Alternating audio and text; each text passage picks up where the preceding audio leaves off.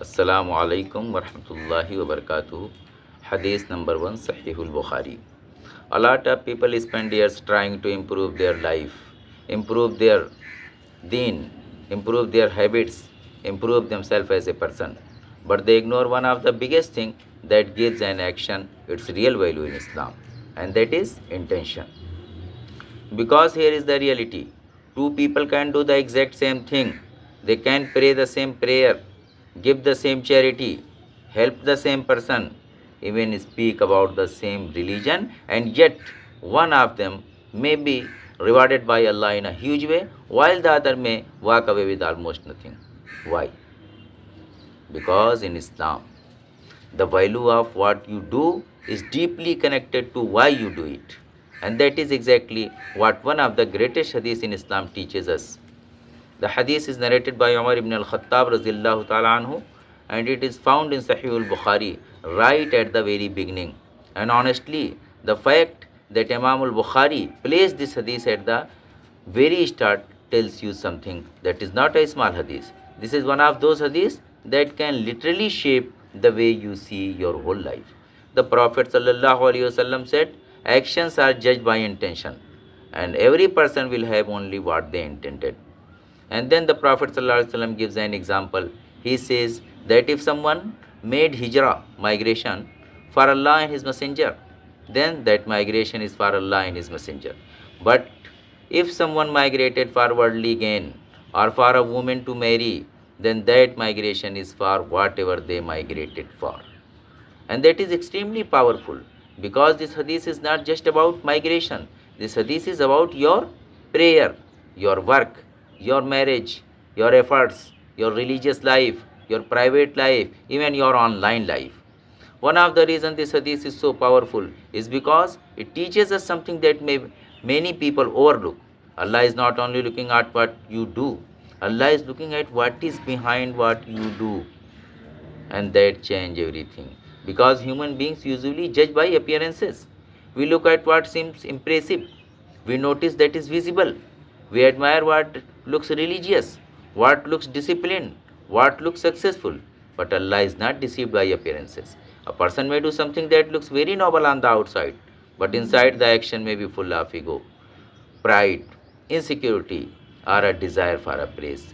Another person may do something very ordinary, very quiet, something nobody even notices, but because it was done sincerely for Allah, it may be incredibly heavy on the scale.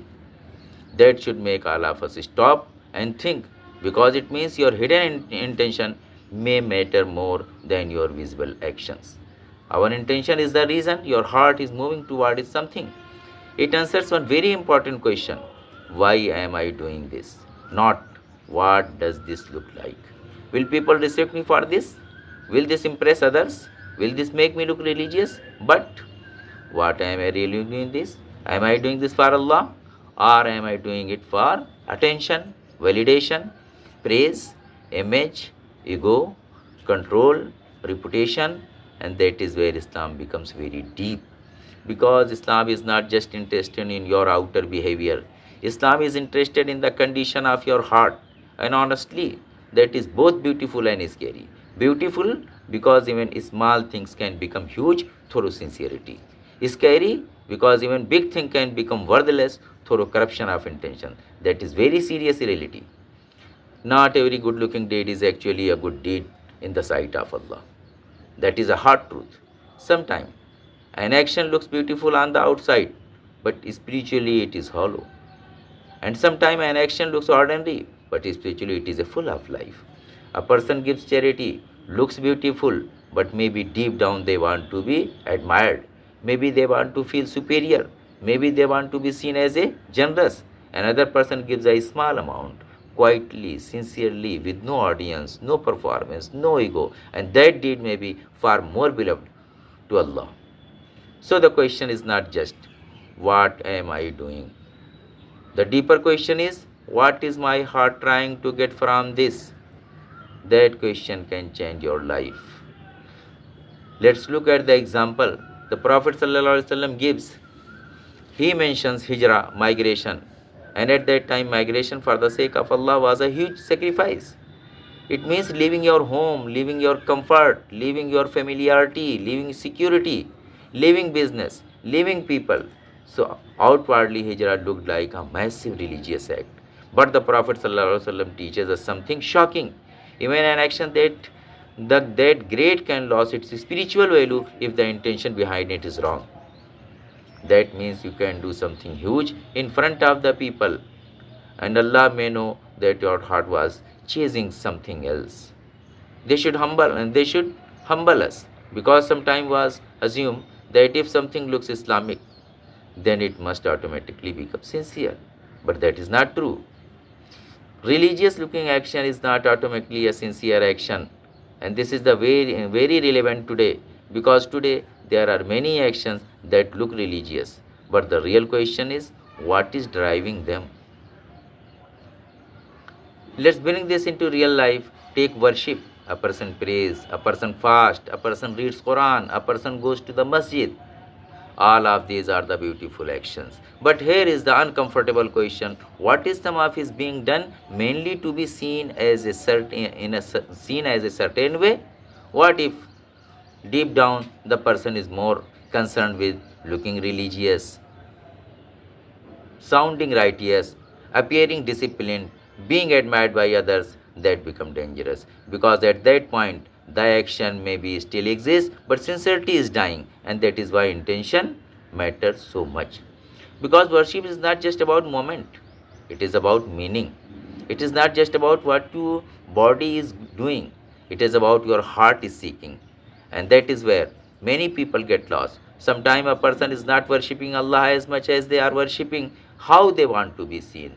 That is very serious disease. And honestly, this hadith becomes even more important in the age of the social media, because now people can share religious publicly very easily. You can post Islamic reminders, you can quote hadith, you can teach, you can advise, you can speak about deen, and all of that can be beautiful, but it can also become spiritually dangerous if the heart is not being watched carefully, because what if the real addiction is not towards from Allah, reward from Allah, but attention from people? What if the real hunger is not sincerity, but being seen as a deep, wise, religious, or respected? This is something very Muslim content creator should fear. And honestly, even every viewer should fear it too. Because sometimes we are not doing things for Allah as purely as we think. Sometimes ego wears religious cloth. And that is what makes it so dangerous, because it can hide inside good things. Now let's go beyond obviously religious action. This hadith also changes how you look at your career, your study, your daily responsibilities, because even your work can become worship through intention.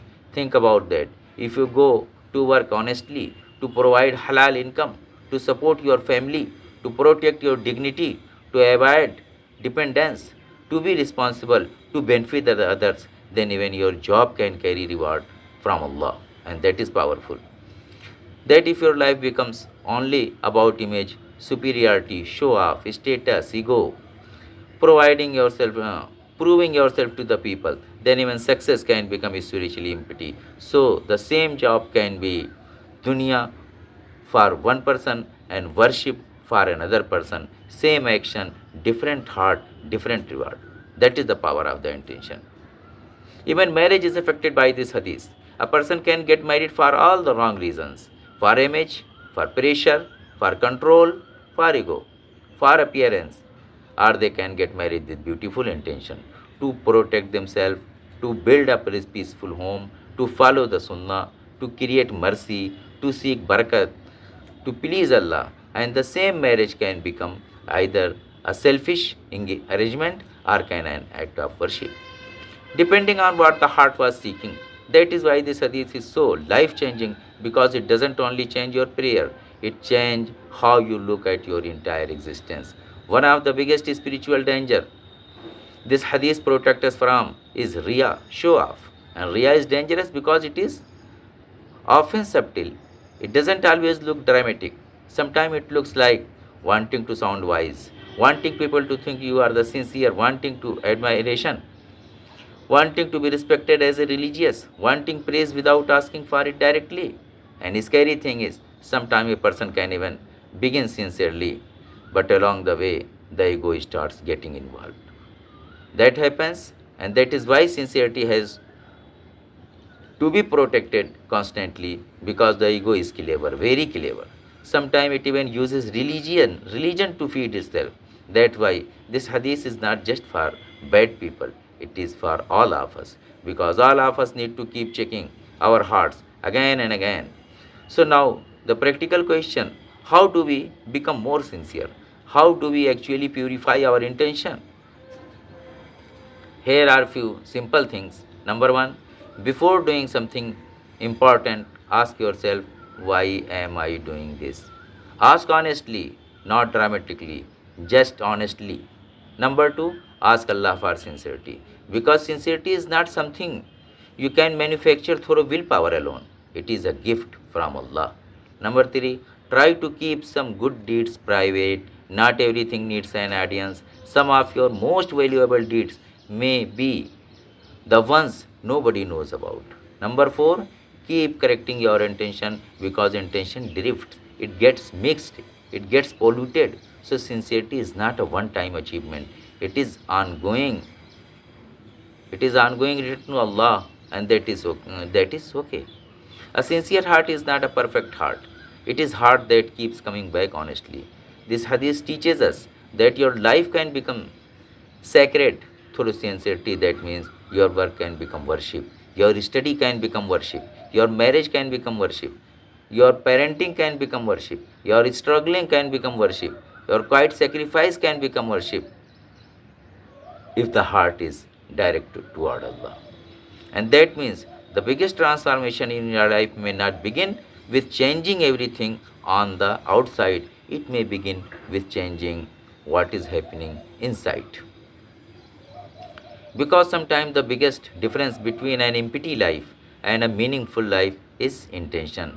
And that's why hadith is not just important, it is a life changing. If you want more authentic hadith, subscribe to the channel and share it with someone